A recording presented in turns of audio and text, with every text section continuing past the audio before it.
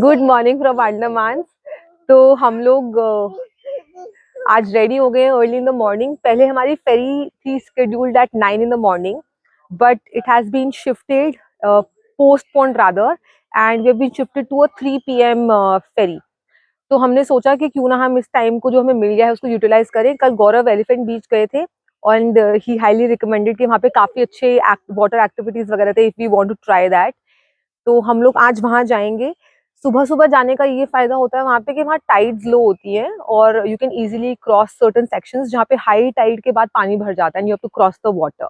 इसीलिए वहां पे 1 PM के बाद एंट्री भी क्लोज कर देते हैं। And because we are travelling with kids and adults like senior citizens, so we thought we'll start on time. So it's 7:30 right now and we plan to head around 8 o'clock in the morning. So let's see how the beach is.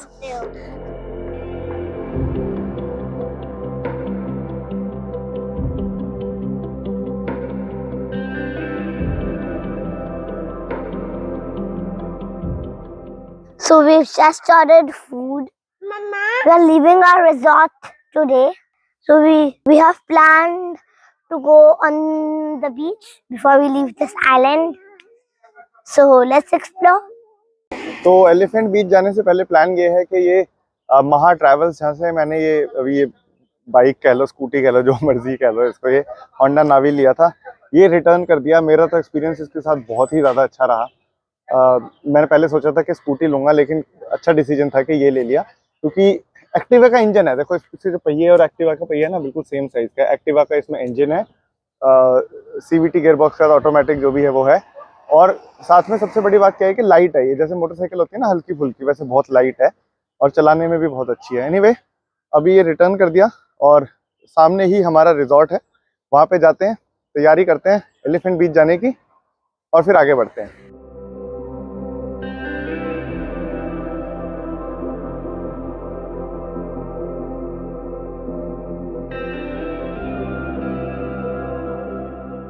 Elephanta beach starting trekking point ये है श्याम नगर ग्राम पंचायत। तो यहाँ पे कोई गांव होगा श्याम नगर, लेकिन ये स्कूटियों की भीड़ देखो जरा, कितनी स्कूटियाँ खड़ी हुई हैं। इसका मतलब कितने लोग वहाँ पे बीच पे इस टाइम पे यहाँ से ट्रैक करके गए हुए हैं।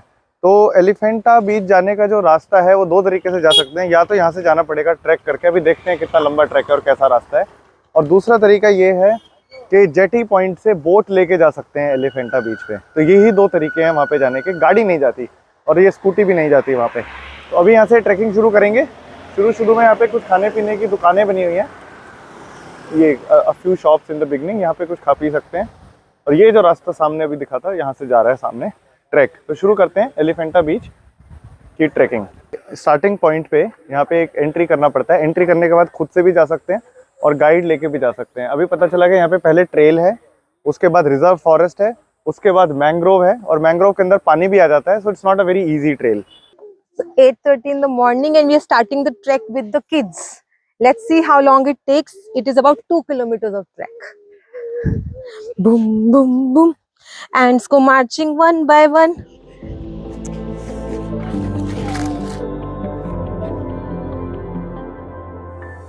तो ये है बीटल नट का, सुपारी का पेड़। बहुत ऊंचा पेड़ है और जो इसका तना है वो भी बहुत पतला है, ऐसा दिख रहा है। मैं शुरू में कंफ्यूज हो गया कि नारियल का पेड़ तो नहीं है ये, लेकिन ये नारियल का है ही नहीं, वैसा नहीं दिखता।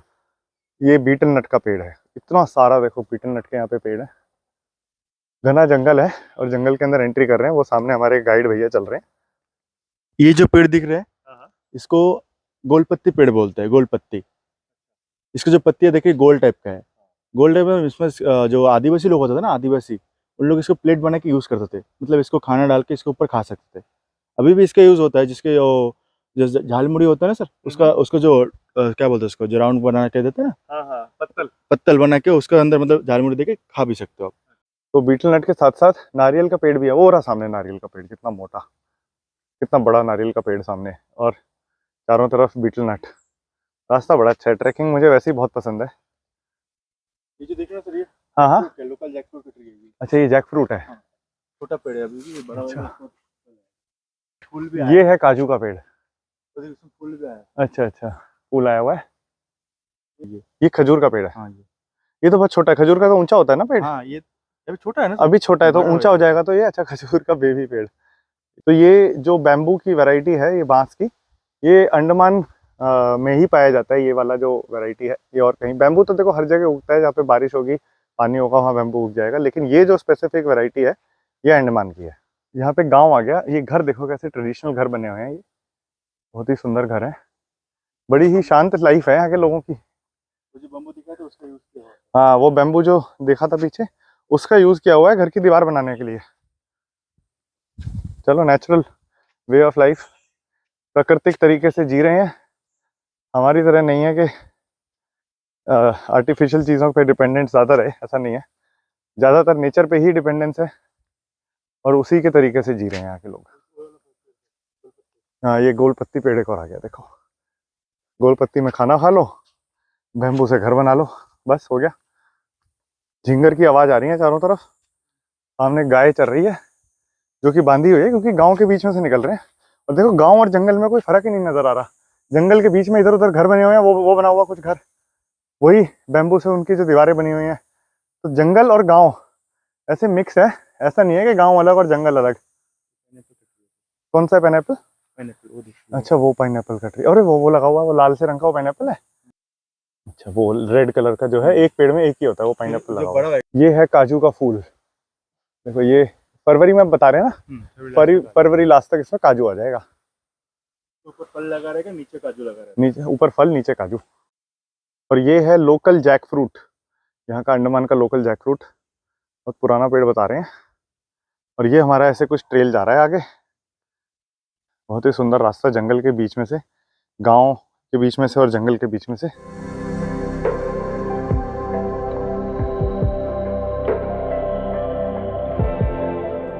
अब हम पहुंच गए हैं छोटे से लकड़ी के पुल पर।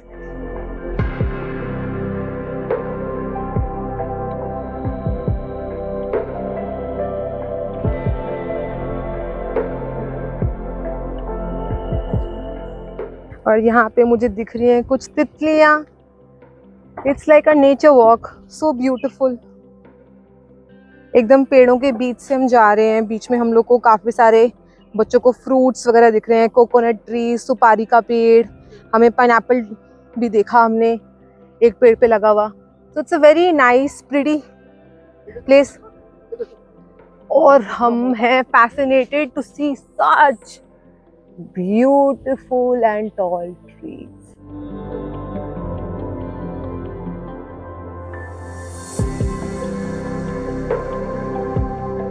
So now we are entering the reserve forest, Elephant Beach. इससे पहले गांव का एरिया था, अब हम फाइनली एंटर कर गए हैं रिजर्व फॉरेस्ट। पहचान ये है कि जहाँ सुपारी के पेड़ होंगे वो गांव है, फिर हम सुपारी के पेड़ नहीं मिलेंगे क्योंकि उगाए हुए हैं, बाकी आगे नेचुरल है।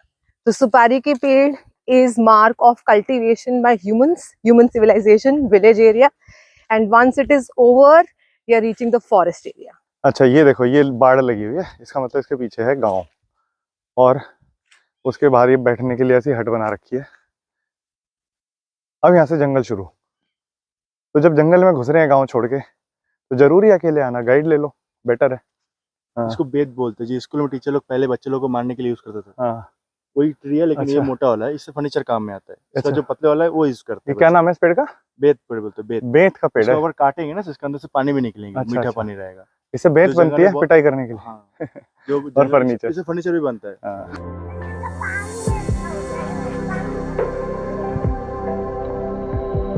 तो गाइड लेके चलने का एक फायदा और है कि भैया ने मुझे अभी प्रॉमिस किया है कि अगर बाई चांस सामने से शेर आ जाता है तो वो पहले भैया को खाएगा और फिर भूख बची तो फिर मुझे खाएगा, अगर भूख बची तो। और भैया ने ऐसा प्रॉमिस इसलिए किया है क्योंकि यहाँ पे शेर है ही नहीं। इस जंगल में यहाँ पे कोई शेर टाइगर नहीं है, क्योंकि ये आइलैंड है। और शेर टाइगर वो सब, शेर तो हमारे यहाँ पे सिर्फ गुजरात में होते हैं और कहीं नहीं होते इंडिया में। और टाइगर होते हैं पूरे all across the Indian subcontinent, tiger मिलता है। लेकिन यहाँ अंडमान निकोबार में टाइगर नहीं होते। और यहाँ पे एलिफेंट होते हैं ना भैया, एलिफेंट यहाँ पे शायद है एलिफेंट, लेकिन हमें नहीं खाएगा, ना मुझे खाएगा ना भैया को खाएगा। एलिफेंट भी यहाँ के नेचुरल है या फिर यहाँ पे आए थे बाहर से? बाहर से लेके आए थे यहाँ पर। अच्छा, एलिफेंट भी बाहर से लेके आए थे, तो यहाँ पे जंगल में यहाँ बस गए हैं। ये देखो, ये एक और गर्जन का पेड़, वो जो देखा था वो 200 साल पुराना था पहले वाला गर्जन का पेड़, लेकिन ये कह रहे हैं थोड़ा 60-70 साल पुराना है। चाहे सुपारी का हो, चाहे कोकोनट का हो, चाहे खजूर का हो, चाहे ये गर्जन का हो, सारे एक जैसे ऊंचे ऊंचे पेड़ हैं। इनको पानी की कोई कमी नहीं है, इसीलिए ये ऊंचे ऊंचे लंबे लंबे सीधा पेड़ है। हाँ, धूप चाहिए, और क्योंकि वर्षा वन है, धूप चाहिए, तो धूप लेने की होड़ में सारे ऊंचे ऊंचे हो गए हैं। अच्छा देखो, जैसे यहाँ पे रास्ता कट रहा है, वो इधर से हम आए इस रास्ते से, और यहाँ पे 2-3 रास्ते हैं। तो भैया बता रहे हैं कि जब यहाँ बारिश होती है, कभी किसी रास्ते पे पानी भर गया, कभी किसी पे भर गया, तो 2-3 रास्ते चलते हैं अलग अलग जिनसे जा सकते हैं, लेकिन मेन रास्ता यही है।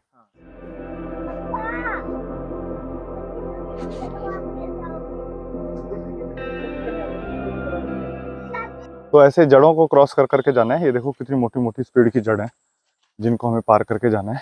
अभी बारिश का मौसम नहीं है, तो अच्छी बात यह है कि बहुत ज़्यादा कीचड़ नहीं है। तो मैंने भैया से पूछा कि हाथी दिखेगा, तो कह रहे हैं कि दिखता नहीं है हाथी, क्योंकि एक ही हाथी है पूरे एलिफेंट बीच के जो इलाका है यहाँ पे, एक ही हाथी है। अच्छा, अभी बताया जैसे कि हाथी यहाँ का नेटिव नहीं है, हाथी बाहर से लाए थे, तो एक बचा है उनमें से, बाकी सारे मर गए होंगे। और कह रहे हैं कि उस हाथी को भी ले जाएंगे यहाँ से। वैसे यहाँ पे बहुत सारे हाथी होते हैं, तो इसका नाम होता है एलिफेंट्स बीच। एलिफेंट बीच इसलिए क्योंकि एक ही हाथी है, और जब भी हाथी यहाँ से चला जाएगा तो इस बीच का नाम हो जाएगा नॉट एलिफेंट बीच। वैसे एलिफेंट बीच नाम है, और कहते एलिफेंटा बीच है। एलिफेंट बीच, एलिफेंटा बीच एक ही बात है, और एक ही हाथी है, चला जाएगा बेचारा वो भी। जो पेड़ है सामने, ये है लीची का पेड़। ये देखो एलिफेंट के फुट स्टेप दिख गए, यहाँ से गया हाथी अभी अभी। ये रहा, ये गड्ढे जो है ये। अच्छा, हाथी ने, हाँ यहाँ पे हाथी, हाँ यहाँ पे बता रहे हैं कि हाथी ना सामान माल ढुलाई के लिए लाए थे यहाँ पे हाथी।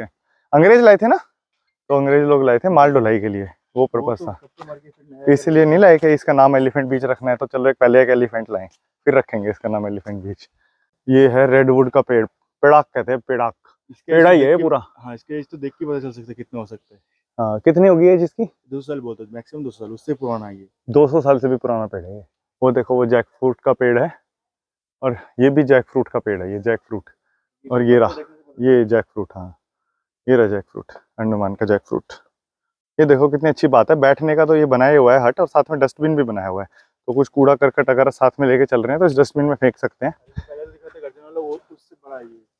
सब एक इतना बड़ा गर्जन का एक और पेड़ आ गया।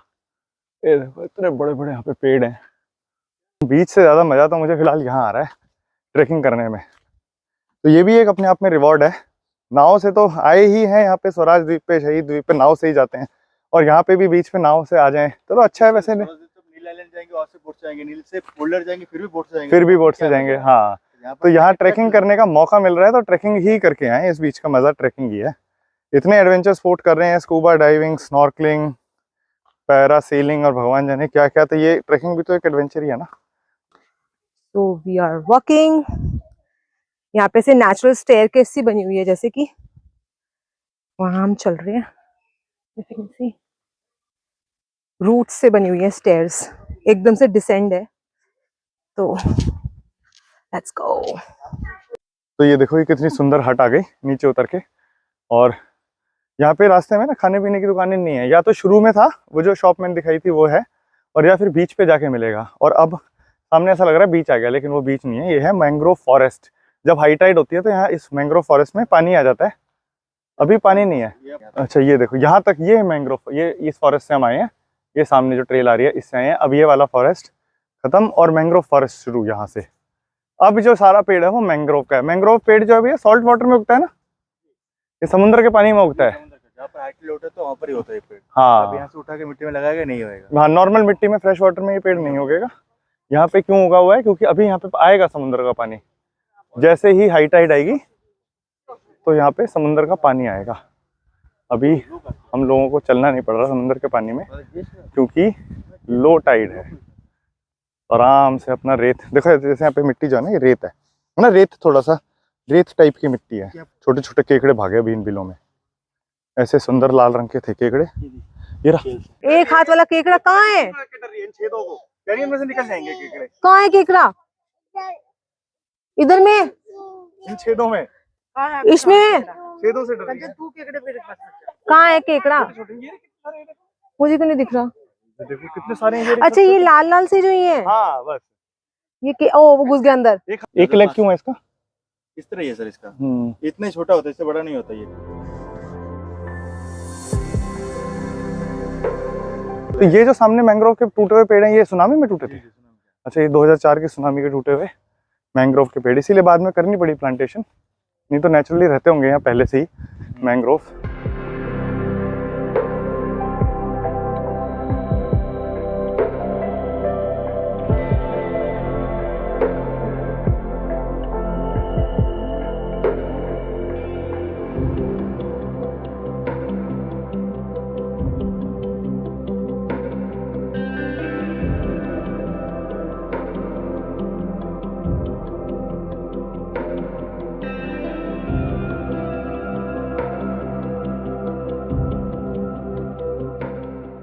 तो अभी भैया ने बताया कि पूरे अंडमान में जो सबसे बड़ा एक्टिविटी का पॉइंट है, एक्टिविटीज वाटर एक्टिविटी का जो पॉइंट है वो यही है, एलिफेंट बीच। और ये स्वराज द्वीप पे तो और कहीं एक्टिविटी होती भी नहीं है उसके अलावा, स्कूबा डाइविंग के अलावा जो हमने करी सुबह। ये देखो, ये है वो रास्ता जहाँ से हाई टाइड का पानी अंदर आता है। हम पहुंच गए बीच पे।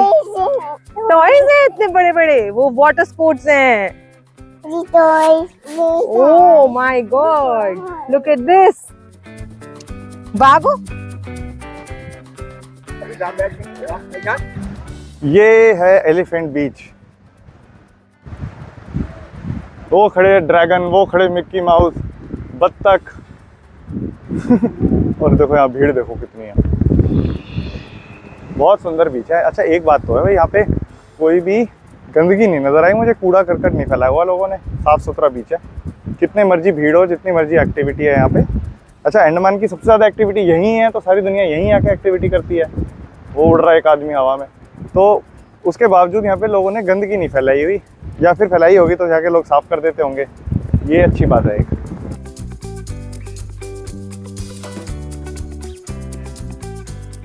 तो यहाँ पे ये नारियल है, यहाँ पे नारियल मिल रहा है। उसके अलावा देखो खाने पीने के कितने ऑप्शन है, बाप रे, बहुत सारे ऑप्शन। और सामने वहाँ पे फलों की बहार आई हुई है। ये देखो जरा कितने फल, मंडी लगी हुई है फलों की। इनकी चाहे फ्रूट चाट बना के खा लो। आएंगे आप ही के पास, आएंगे 2 मिनट में बस। क्या बनाओगे ये बताओ? बनाओ फिर एक मिक्स फ्रूट बनाओ। चलो, अब दीदी ने कहा है, हाँ चाट मसाला डालो, इतने प्यार से तो खा लेते हैं। ये क्या चीज़ है ये वाला? ये स्टार फ्रूट, हाँ ये भी डाल देना उसमें। इतनी फैसिलिटीज और इतनी भीड़ होने के बावजूद कहीं कोई गंदगी नहीं है, इतना साफ सुंदर पानी है। ये तो भैया जरूर आना चाहिए, अंडमान अगर आए हैं तो यहाँ पे तो आना ही चाहिए। ये देखो, ये फ्रूट चाट है हमारी, इतनी सारी, इतने खट्टे मीठे फल हैं इसमें। 2-3 तो पहचान में आ रहे हैं, 2-3 तो आ भी नहीं रहे। इसका पपीता है, इसको एक्स्ट्रा फ्रूट बोलते हैं। हाँ, इसको ऑरेंज बोलते हैं, केला है, हाँ, फिर एप्पल है, हाँ, मैंगो है। हाँ, और ये स्टार फ्रूट तो बड़ा खट्टा मीठा और बहुत बढ़िया है। तो इतना सारा ये है, मसाला दिया ना तो उसके लिए चाट मसाला भी है उसकी वजह से भी अच्छा लग रहा है। ये यहाँ पे चेंजिंग रूम बनाया हुआ है।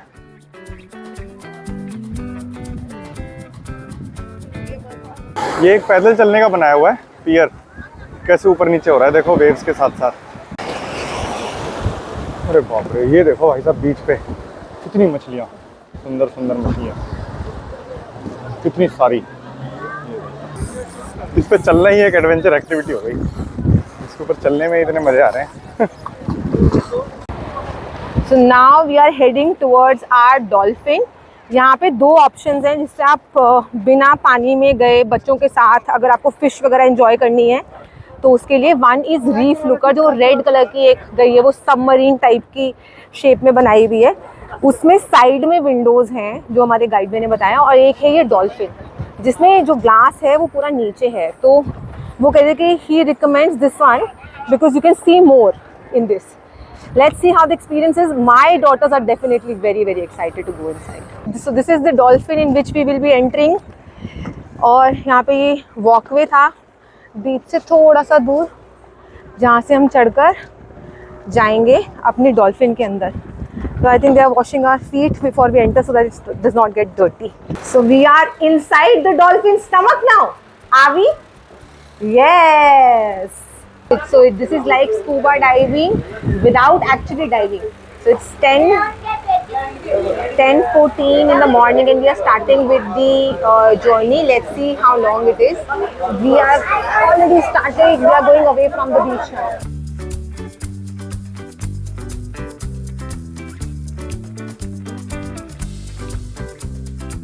So this is a concave glass that's there in this dolphin, because of which we can see it more clearly. There are a lot of coral reefs that we see. There was flower corals, there are finger corals, and this is now we are at 30 feet deep, and we see a lot of fish. We see very small fish though.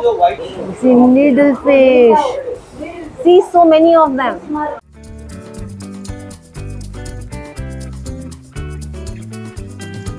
So it was about a half an hour ride that we had, and now we are heading back to the beach. काफ़ी ज़्यादा wobbly था, तो थोड़ा डिजी feel हो रहा है बच्चों को भी और हम लोग को भी।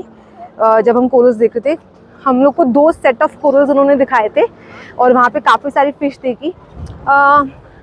Weather it is worth it और not, I think our daughter will give us a review once we land. We are back on the beach. वो इट्स क्वाइट वॉबली हियर। अब मैं समझी कि यहाँ पे इन्होंने ये रेलिंग क्यों बनाई है। You really need to hold the railing to walk. So we just did the dolphin ride. We saw lots of corals and fish. It was fun. I recommend that others also do it. It's certainly better than scuba diving.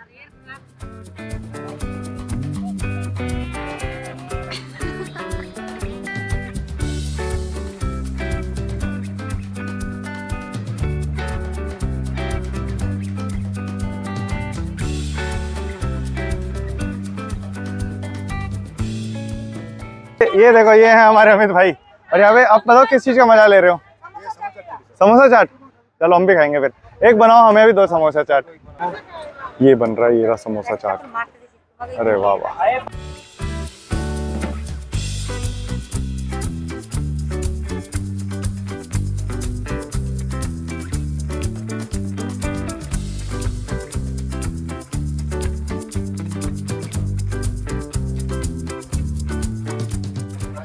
इसको Delhi parcel कर देंगे अगली बार से। दिल्ली भिजवा देंगे, है ना, jetty में, और फिर एक फ्लाइट में भिजवा देना इसको। इमली चटनी चाहिए आपको? हाँ, इमली चटनी डाल दीजिए। क्या कितने का आता है ये प्लेट? 70 रुपीज़ में। देखो कितनी बढ़िया चाट बना के दिया भैया ने और दीदी ने। ये देखो, ये can't wait to have this samosa chaat. तो ये समोसा चाट बहुत ही ज़्यादा सॉफ्ट और बहुत ही ज़्यादा टेस्टी है। यूजुअली लोग क्या करते हैं कि मिर्ची बहुत ज़्यादा डाल देते हैं और उसी मिर्ची को टेस्ट बता देते हैं। ऐसा नहीं है, मिर्च टेस्ट नहीं होता। ये जेन्युइनली बहुत टेस्टी है। एडिक्वेट एकदम मसाले हैं, फ्रेश है खाने में और बहुत ज़्यादा टेस्टी है। 70 रुपये में तो एकदम वर्थ है। वो 200 रुपये में फ्रूट भी वर्थ थे। क्यों? क्योंकि एक तो यहाँ पे फ्रूट लाना बहुत महंगा पड़ता होगा, वो समझ सकते हैं। और वो बहुत बड़ी थी, फैमिली साइज़ प्लेट थी वो फ्रूट की। ये इंडिविजुअल है और बहुत ही टेस्टी समोसा चाट है। यहाँ पे आ रहे हैं तो ज़रूर ट्राई करें इसे।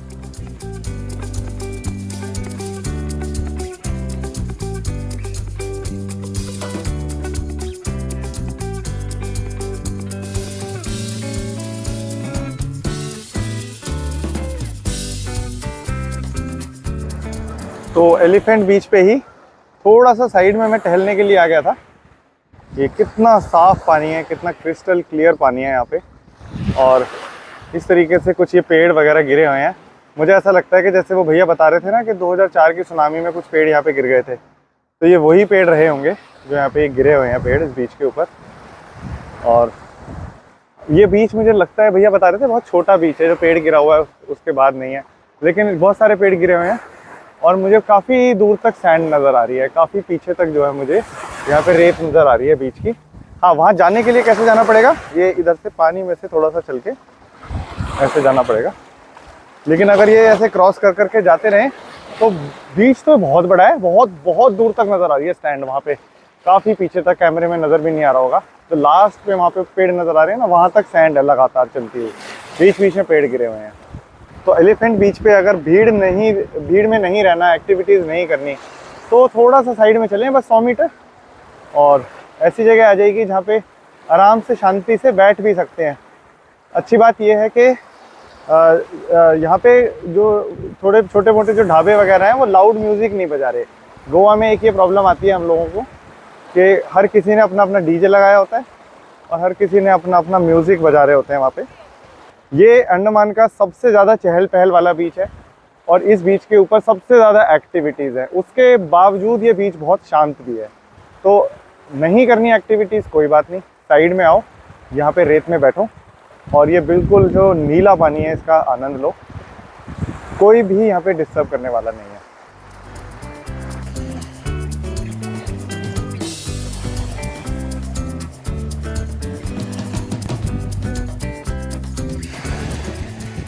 बारह बज के 15 और हम लोग ने अपनी वापसी की जर्नी स्टार्ट कर दी है, क्योंकि हमारी है ferry that we have to catch at 3 PM, तो उसकी reporting is at 2 PM।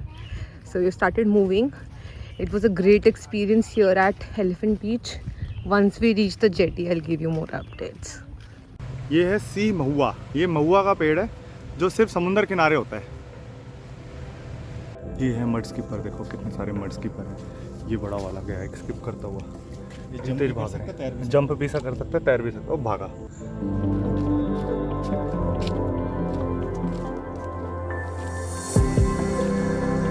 So we are in the dense forest. अच्छी बात यह है कि क्योंकि इतने पेड़ हैं तो गर्मी नहीं लग रही है।